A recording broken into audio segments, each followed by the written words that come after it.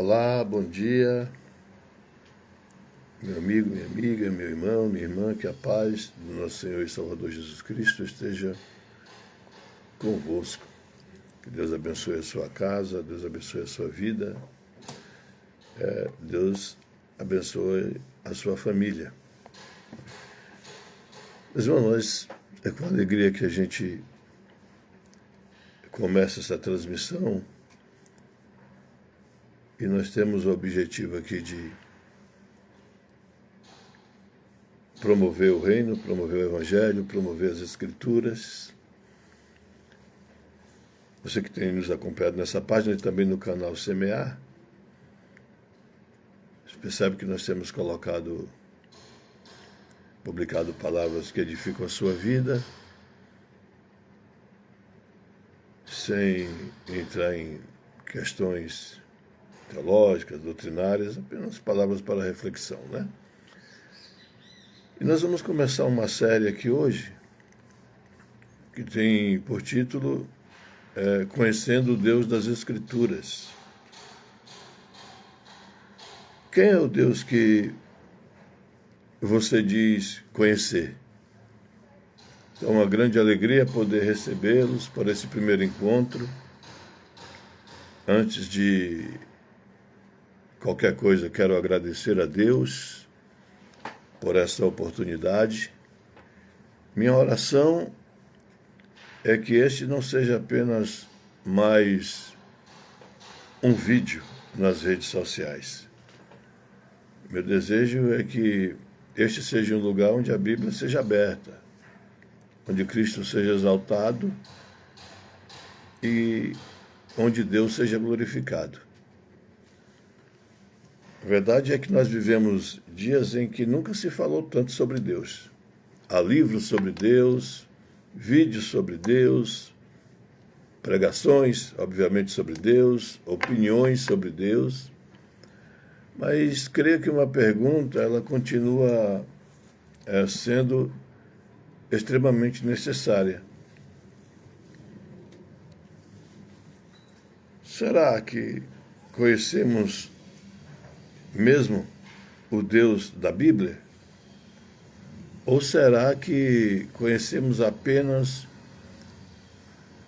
uma ideia de Deus, construída pelos nossos sentimentos, pela cultura, ou até mesmo pela tradição religiosa? E foi exatamente por causa dessa pergunta que nasceu esse projeto aqui, Conhecendo o Deus das Escrituras. Porque não queremos conhecer o Deus imaginado pelos homens. Queremos conhecer o Deus que decidiu revelar-se em sua palavra. Porque somente quando conhecemos quem Deus realmente é, entendemos quem nós somos. E somente quando compreendemos quem nós somos, percebemos o quanto necessitamos de Cristo, o quanto necessitamos de Deus. Então hoje iniciaremos essa caminhada. E a minha oração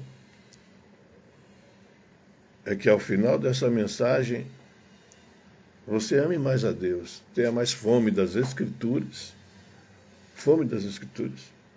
e contemple a beleza do Evangelho de Cristo. Pai Santo, nós nos aproximamos de Ti, reconhecendo nossas dependências. Sem o Teu Espírito podemos ouvir palavras e não compreender verdades. Podemos até adquirir conhecimento, mas não experimentar transformação. Sem o Teu Espírito não é possível. Por isso pedimos que o Senhor abra o nosso entendimento, que nossa distração seja retirada, que nosso coração seja sensível à Tua voz, que Cristo seja visto, que teu nome seja glorificado e que essas palavras, ó Pai, produza arrependimento, produza fé, produza esperança. Oramos em nome de Jesus. Amém. Então, meus amigos, vamos abrir a Bíblia em Êxodo, capítulo 34, versículos 5 a 8. Êxodo 34, versículos 5 a 8, que diz: E o Senhor desceu numa nuvem e se pôs ali junto a ele, e ele apregoou o nome do Senhor. Passando, pois, o Senhor perante a sua face, clamou: Jeová, o Senhor Deus misericordioso e piedoso, tardio em iras e grande em beneficência e verdade, que guarda a beneficência em milhares, que perdoa a iniquidade e a transgressão e o pecado, que ao culpado não tem por inocente, que visita a iniquidade dos pais sobre os filhos, e sobre os filhos dos filhos até a terceira e quarta geração. E Moisés apressou-se, inclinou-se a cabeça à terra e encurvou-se.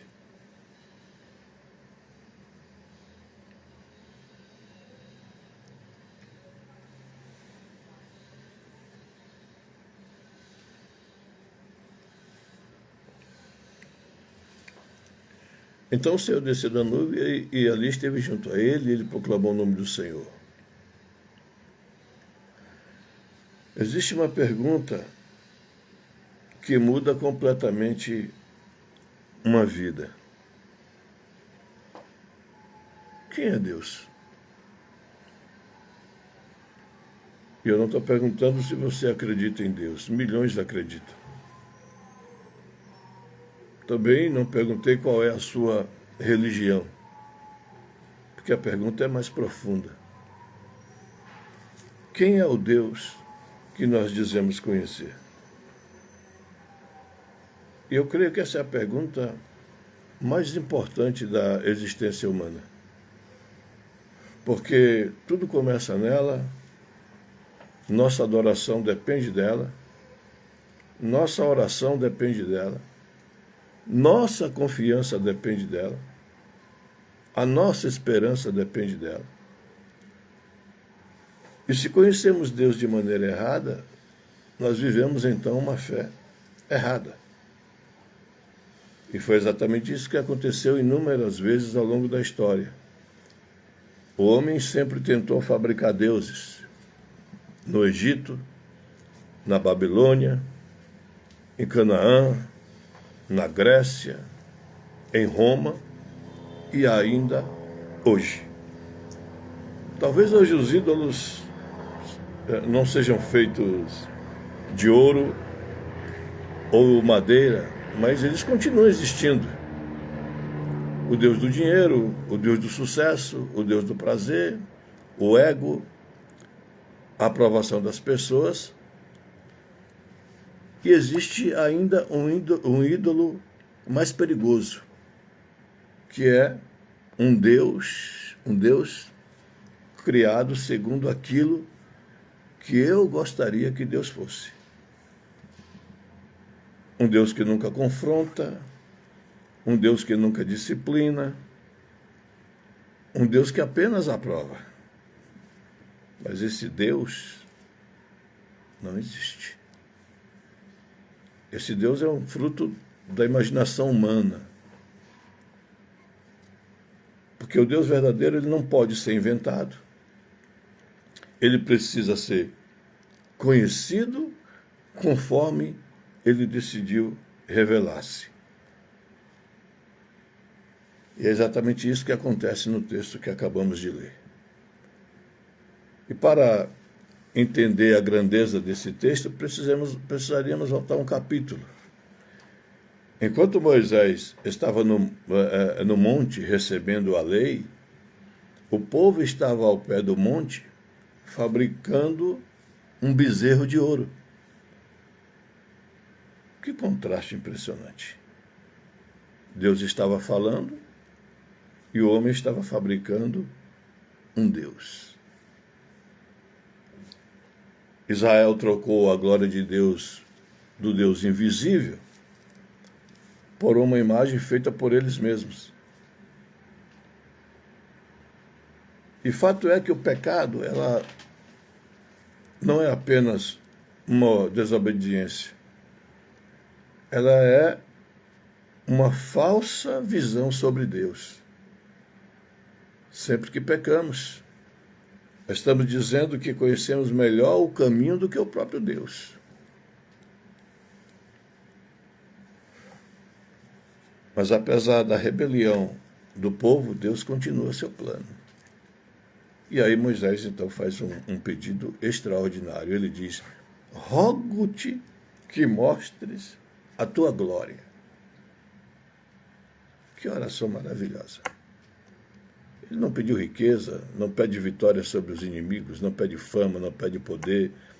Ele pede conhecer a Deus.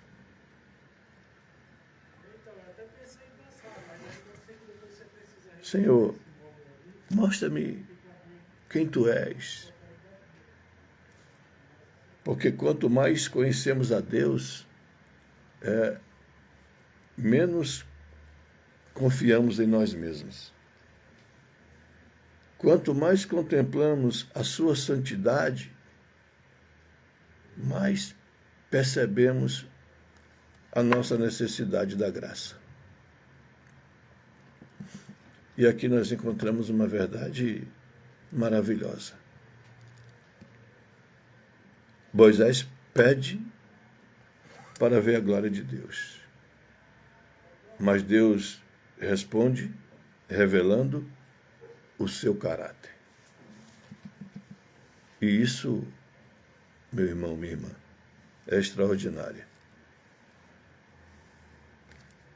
A glória de Deus não está apenas no seu poder. Está principalmente em quem Ele é. Conhecendo o Deus das Escrituras, quem é o Deus que você diz conhecer? E hoje aqui nós vamos falar sobre a revelação do caráter de Deus.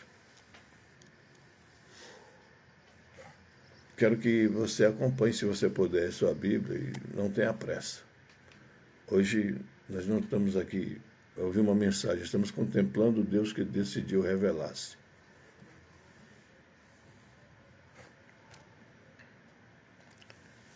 Observe aí o versículo 5.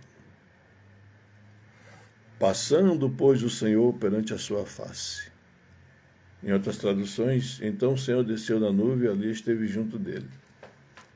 Há uma verdade extraordinária logo nas primeiras palavras. Foi Deus quem desceu. Porque a iniciativa sempre parte de Deus. Não pense você, porque você um dia decidiu aceitar Jesus, você que já é um cristão, que foi você que decidiu, não foi Deus. Foi o Espírito Santo trabalhando na sua vida. A iniciativa sempre parte de Deus. O homem jamais subiria até Deus por sua própria capacidade. Desde Gênesis, percebemos isso. Depois da queda, Adão não procurou Deus. Ele se escondeu. Foi Deus quem foi ao seu encontro. E isso se repete em toda a Escritura. Deus chama Abraão, Deus chama Moisés, Deus chama Isaías, Deus chama Jeremias, Deus envia o seu filho. O Evangelho não começa com homens procurando Deus. O Evangelho começa com Deus vindo ao encontro do homem. Isso deveria produzir profunda humildade em nós. Se hoje conhecemos Cristo, foi porque antes Ele nos buscou, como diz João, em 1 João 4,19. Nós o amamos porque Ele nos amou primeiro. Isso é uma verdade gloriosa. E proclamou o nome do Senhor. Na cultura bíblica, o nome não era apenas uma identificação. O nome revelava o caráter. Quando Deus proclama seu nome, Ele está dizendo: vou mostrar a você quem realmente eu sou. E é preciso perceber uma diferença importante. Deus não começa mostrando o seu poder. Ele não faz ali trovões, não faz um terremoto, não envia fogo. Ele revela o seu caráter. E isso é precioso. Porque conhecer os milagres de Deus, e é bom conhecer os milagres de Deus, é maravilhoso. Mas isso não é o mesmo que conhecer Deus. Israel viu o Mar Vermelho se abrir, Israel viu o maná cair, viu água sair da rocha, mas mesmo assim, muitos nunca conheceram verdadeiramente o Senhor. Hoje não é diferente. Também existe esse perigo. Há pessoas que procuram experiências, bênçãos, sinais, procuram novidades, mas Deus nos convida a algo maior. Conhecer quem realmente Ele é. Porque uma pessoa pode admirar os milagres, receber os milagres e continuar longe de Deus. Mas quem conhece o caráter do Senhor jamais permanecerá o mesmo. Agora chegamos aqui a um versículo mais importante. Senhor Deus,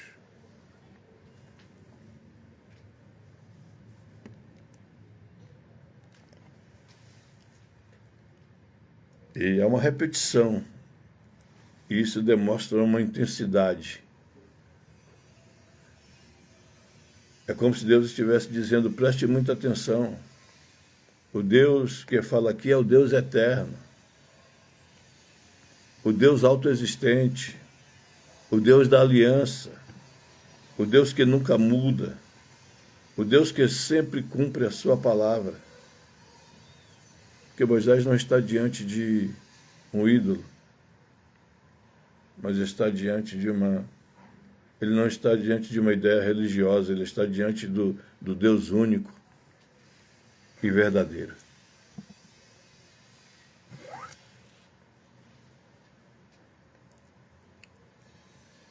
E ele diz: passando, pois, o Senhor perante a sua face, clamou Jeová, o Senhor Deus misericordioso, piedoso, tardio em iras e grande benevolência e verdade.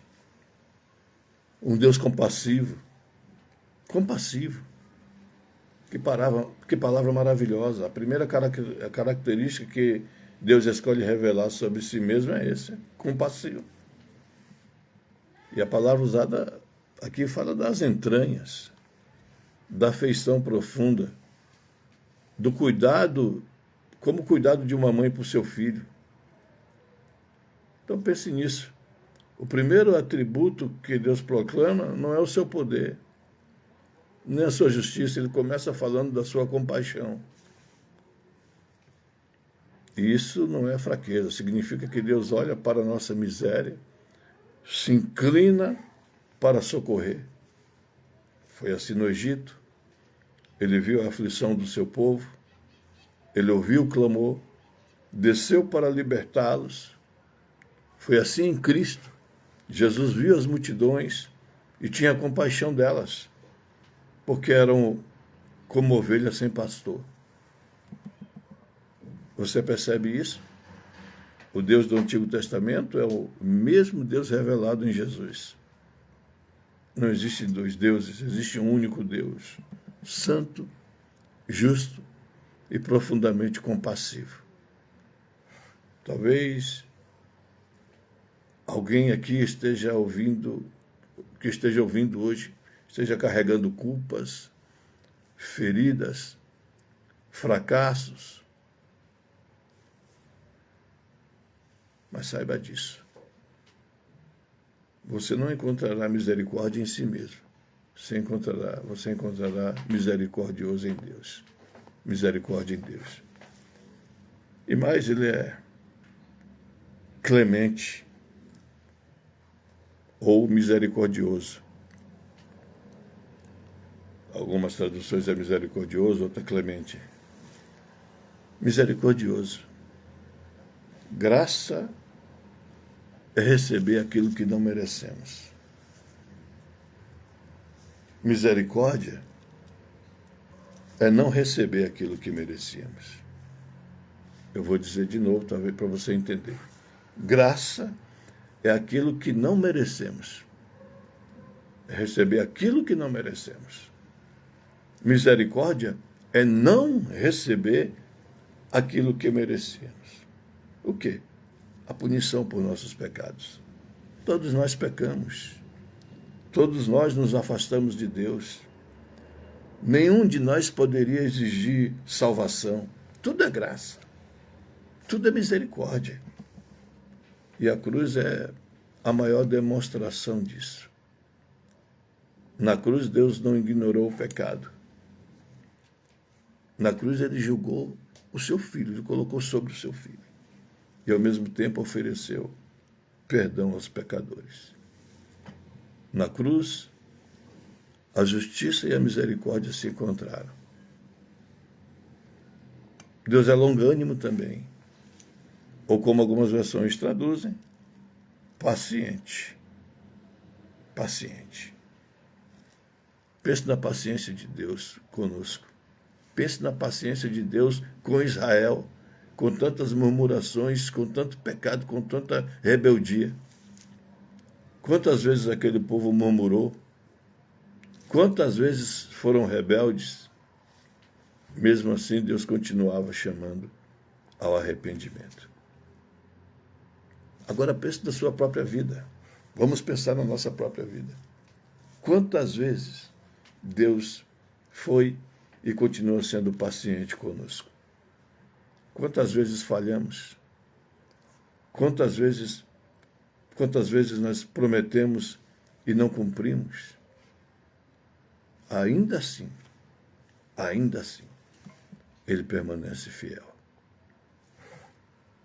Pedro escreveu: o Senhor não retarda a sua promessa, mas é paciente para convosco, não querendo que nenhum pereça. E essa paciência não nos deve levar à acomodação. Ele deve nos conduzir ao arrependimento. Cada dia da vida é uma demonstração da paciência de Deus.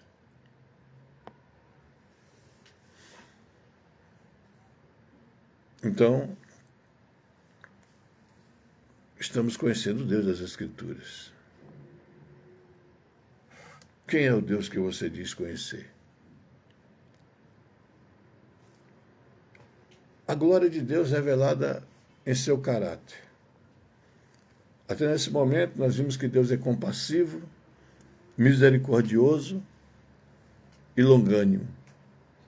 Mas o Senhor continua a sua própria apresentação. Observe o restante lá do versículo. Grande em misericórdia e fidelidade.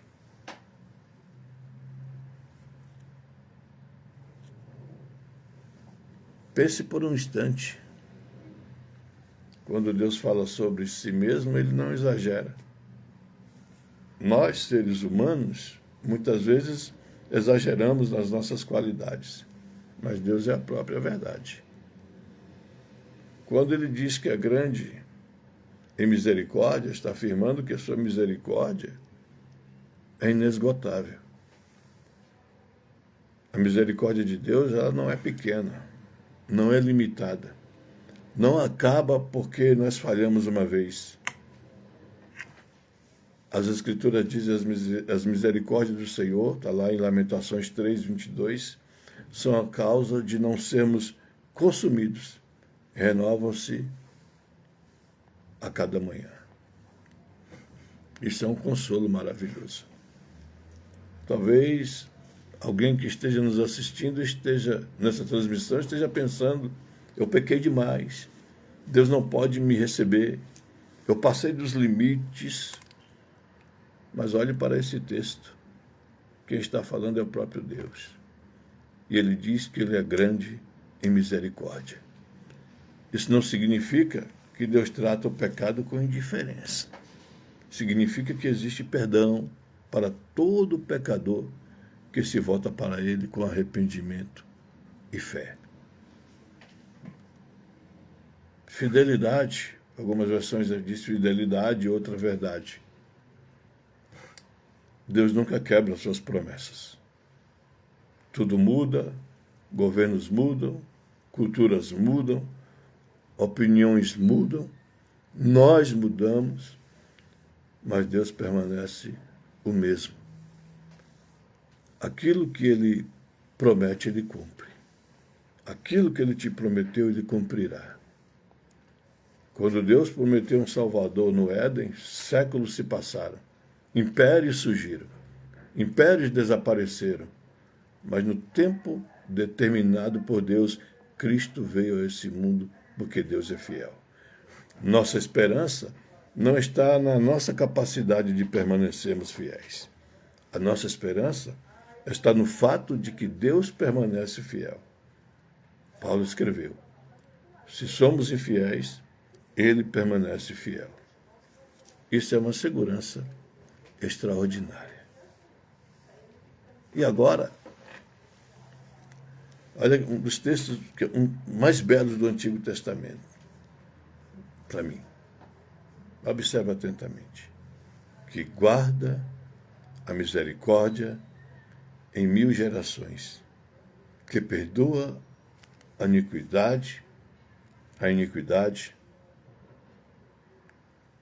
a transgressão e o pecado, que guarda a beneficência em milhares, que perdoa a iniquidade e a transgressão e o pecado. Você vê que Deus usa 3 palavras diferentes: iniquidade, transgressão e pecado. Não é repetição sem propósito. É uma forma de mostrar a profundidade do problema humano. A iniquidade, ele aponta para a perversidade do coração. A transgressão, ela aponta para e fala da rebeldia consciente. E o pecado descreve errar o alvo da vontade de Deus. É como se Deus estivesse dizendo: não importa a profundidade da culpa, eu sou poderoso para perdoar. Que esperança maravilhosa. Nenhum pecado é pequeno, mas nenhuma graça é maior que a graça de Deus. Mas então, o texto faz uma afirmação que parece surpreendente. Ainda que não inocenta o culpado. E aqui nós precisamos caminhar com muito cuidado. Porque aqui encontramos uma das maiores revelações sobre Deus. Ele é misericordioso, mas também é justo. Ele perdoa, mas ele não ignora o pecado. Imagine um juiz humano. Se um criminoso confessasse um assassinato e o juiz dissesse: está tudo bem, você está perdoado. O que você diz? Seria um bom juiz? Claro que não. Um juiz humano, não. O criminoso confessou o pecado, ele não é perdoado, ele vai cumprir a pena. Se ele fizesse o contrário, seria injusto, não é? Da mesma maneira, Deus nunca fecha os olhos para o pecado. Sua santidade exige justiça. E então surge a pergunta que atravessa toda a Bíblia: como Deus pode perdoar o pecador e ele perdoa. Sem deixar de ser justo, então. Essa pergunta parece permanecer sem resposta completa até chegar ao Calvário, até chegar na cruz. A justiça e a misericórdia de Deus se encontraram justamente ali. Ali Deus não ignorou o pecado, ele o julgou.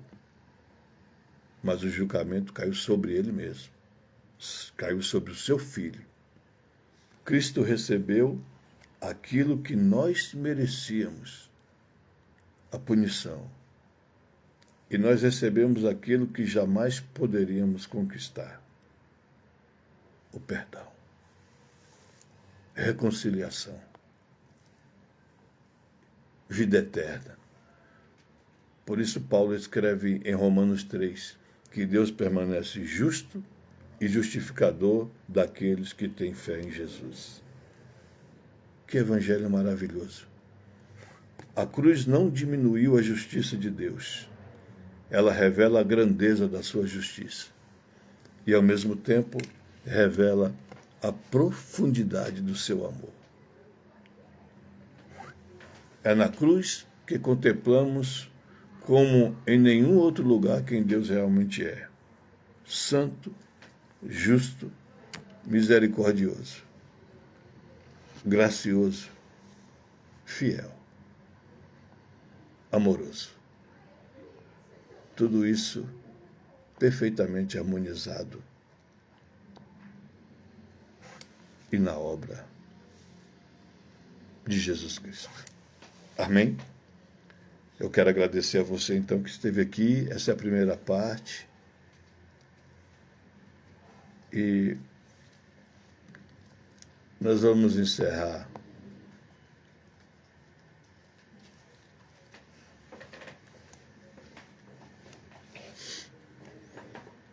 com uma conclusão aqui. Vamos concluir, aliás, né? Desculpa. E chegar ao final dessa nossa reflexão. E aí eu gostaria de fazer algumas perguntas. E não responda para mim. Responda diante de Deus. Quem é o Deus para você? Será que você conhece o Deus revelado nas Escrituras realmente? Ou conhece apenas o Deus que alguém lhe apresentou? Talvez você tenha crescido ouvido, escutado falar de Deus. Talvez frequente uma igreja há muitos anos. Talvez conheça muitos versículos de memória. Mas a pergunta continua sendo a mesma. Você conhece o Deus das Escrituras? E aqui eu não estou perguntando se você conhece fatos sobre Deus. Óbvio que conhecemos. Muitas pessoas conhecem informações sobre Ele. A questão é outra. Você conhece o caráter de Deus? Você ama a sua santidade? Você descansa na fidelidade de Deus? Você alegra em sua misericórdia? Porque conhecer Deus não transforma a nossa mente. Porque conhecer Deus não transforma apenas a nossa mente. Transforma a nossa maneira de viver, o nosso caráter. Quanto mais conhecemos a Deus, mais odiamos o pecado. Quanto mais conhecemos a Deus, mais amamos a verdade. Quanto mais conhecemos a Deus, mais desejamos a santidade. Mais dependemos da graça. Mais admiramos Cristo. Foi isso que aconteceu com Isaías. Quando viu a santidade de Deus, não continuou falando mais do pecado dos outros. Ao abrir o livro de Isaías, tem vários ais. Ai de fulano, ai de cicrano, ai do rei, ai do sacerdote, ai do juiz, ai desse, ai daquele. Mas quando ele tem a revelação, quando ele viu a santidade de Deus, ele diz, ai de mim. Não é mais ai o sacerdote, não é mais o rei, não é mais... Sou eu. O que aconteceu com Jó? Depois de contemplar a grandeza do Senhor, declarou: antes eu conhecia só de ouvir, mas agora os meus olhos te veem. Foi isso que aconteceu com Pedro, quando percebeu quem Jesus era, caiu aos seus pés dizendo: Senhor, afasta de mim, porque sou pecador. Percebe o padrão? Quanto mais conhecemos a Deus, menos admitimos a nós mesmos e mais admiramos a Cristo. E esse é o efeito da verdadeira teologia. Ela não é produzir orgulho. Ela tem que produzir adoração. Ela não pode exaltar o homem. Ela exalta a Deus. E aqui eu quero fazer um chamado à reflexão. E eu quero deixar um desafio para essa semana. Reserve aí alguns minutos, todos os dias, para ler as Escrituras. Não lê apenas para cumprir um plano de leitura. Leia fazendo uma oração simples. Senhor, revela-te a mim por meio da tua palavra. Eu quero te conhecer. Conhecer o teu plano, o teu caráter. E você vai ficar impressionado. A Bíblia vai deixar de ser apenas um livro de histórias, como é para alguns. Você começará a enxergar o caráter de Deus em cada página. Na criação, na aliança com Abraão, na libertação do Egito, nos salmos, nos profetas, nos evangelhos, nas cartas. Tudo aponta para o mesmo Deus. O Deus Santo, o Deus justo, o Deus misericordioso, o Deus que enviou seu Filho para salvar pecadores. Porque Cristo é a revelação perfeita do Pai. E não poderia terminar essa mensagem se olhar para Jesus. João escreve: ninguém jamais viu a Deus. O Deus unigênito, que está no seio do Pai, é quem o revelou. Se você deseja conhecer a Deus, olhe para Cristo. Veja a sua compaixão pelos enfermos, sua misericórdia com os pecadores arrependidos, sua firmeza diante da hipocrisia, sua santidade, sua obediência perfeita ao Pai e, acima de tudo, contemple a cruz. Na cruz vemos que Deus levou o pecado a sério. Tão sério que o seu Filho entregou a sua própria vida para que houvesse perdão. Mas também vemos que o seu amor é tão grande que ele mesmo providenciou o sacrifício que jamais poderíamos oferecer. Por isso, conhecer a Deus é inevitavelmente ser conduzido a Cristo. Não existe conhecimento verdadeiro de Deus sem o Filho. Amém?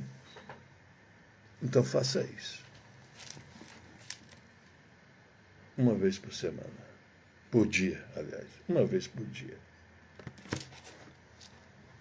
Então quero agradecer a você que esteve aqui nesse primeiro encontro. A minha oração é que essa mensagem não termine quando essa transmissão acabar, que ela continue ecoando em seu coração. Que nessa semana você abra a Bíblia com um novo desejo, conhecer mais o Deus das Escrituras. E se essa palavra edificou a sua vida, compartilhe essa transmissão com alguém que também precisa voltar às Escrituras. E mais importante do que compartilhar um vídeo, compartilhe o Evangelho com a sua vida. Amém? Deus te abençoe. No próximo encontro, se Deus permitir, na próxima semana, continuaremos essa caminhada nesse tema.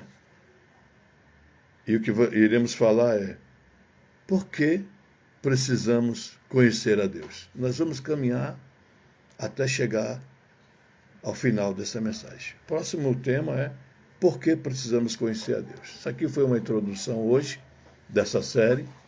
Nós vamos compreender à luz das Escrituras como a queda afetou o coração humano e por que nenhum homem pode salvar a si mesmo. Será mais um tempo para abrir a Bíblia e permitir que ela fale. Então, no próximo encontro é por que precisamos conhecer a Deus. Tá? Por que precisamos conhecer a Deus? Quero fazer uma oração com você. Pai amado, obrigado porque o Senhor não permaneceu oculto. O Senhor se revelou. Primeiro por meio da criação, depois por meio da tua palavra e de maneira perfeita por meio do teu Filho. Obrigado porque podemos conhecer, nós podemos te conhecer, não segundo a imaginação humana, mas segundo aquilo que o Senhor revelou nas Escrituras. Guarde o nosso coração de construir um Deus à nossa imagem, um Deus à nossa vontade. Dá-nos o amor pela verdade. Dá-nos fome da tua palavra, Senhor. Forma Cristo em nós. Conduz-nos a uma vida de arrependimento, de fé, de santidade e obediência. Senhor, abençoa cada pessoa que participou aqui desse encontro. Que esta semana seja marcada por uma busca sincera pela tua presença e pela tua palavra. E que toda a honra, que toda a glória, que todo louvor pertença somente a ti. Nós oramos em nome de Jesus. Amém. Eu te aguardo na próxima segunda-feira para continuar nessa série. Segunda-feira, então, por que precisamos conhecer a Deus? Deus te abençoe. Uma semana abençoada para você.